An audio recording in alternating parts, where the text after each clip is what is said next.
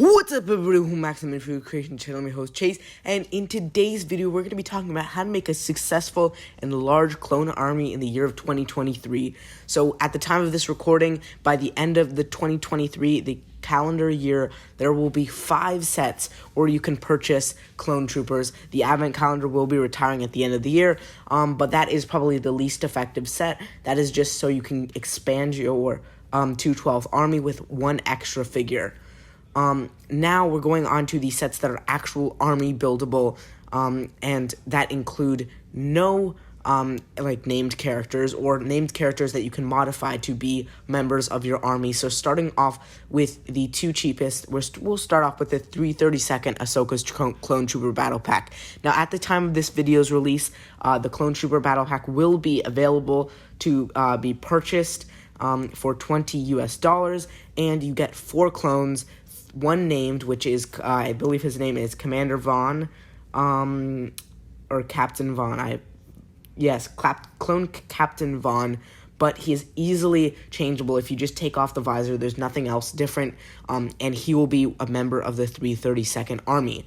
In the Star Wars universe, there are only 144 332nd troopers, so that means you'd have to get 36 of these battle packs to make the entire army of 332nd troopers. But, of course, not many people are going to do that. And also, this set comes with a Swamp Speeder build. And now this is a relatively new set. But I assume if you go on Rebrickable or another website, you'll be able to find alternate builds for these Swamp Speeder. And that's another thing I'll talk about when we get to the 501st Battle Pack. So you can see that 2 of these troopers come with jetpacks. Easily you can take them off, give them to other characters. You have these 4 clone troopers. You have the 1 Captain Vaughn. And this is a very good set to buy to our army build, especially because it's made of a recent theme. Now, the 332nd Trooper did recently come out in a set that just retired at the end of 2022, which was the Armored Assault Tank. Now, that 332nd Trooper is arguably a better figure, but it was only in one set, and there was only one of them in that set. So, unless you don't have that set, it will be not probably the best idea. So you probably should get these clone troopers because these seem like the future even with the helmet holes and the printing. This is going to be what the figure is going to look like. Once this set officially comes out, probably in September, I'm going to make a comparison between the new 332nd versus the old 332nd. So our next set is going to be the 501st Clone Troopers Battle Pack.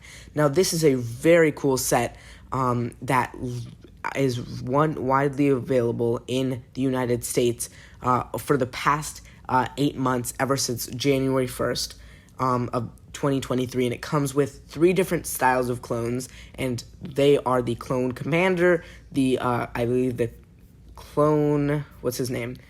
Includes 501st Officer and 501st Specialist, and then the 501st Heavy Troopers. So they all include the helmet holes and make use of them. I'm a big fan of with the binoculars attached to the helmet holes, and I actually do own 2 of these sets at the time of this recording. And also another thing with this side build, if you get 4 of them, you can make some really, really cool side builds. Even if with 2 or 1, there's alternate builds for this battle pack. So that's what I really recommend, buying multiple of these and building different things. So we have 2 of the heavy troopers with the backpacks, and then we have the Clone Commander and Clone Assault or Sniper, Clone Specialist. These are, again, great figures other than the helmet holes, but even though they are in use in this figure, so I think they really work.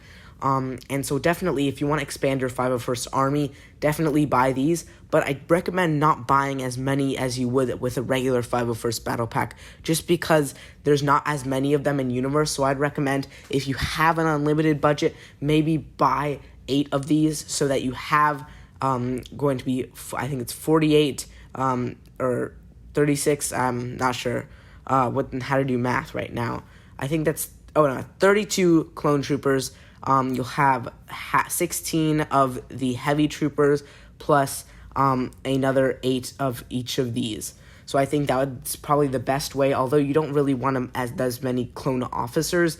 All the other clones are very feasible army building minifigures. Now for the next highest price, we have at $40 the Republic Fighter Tank.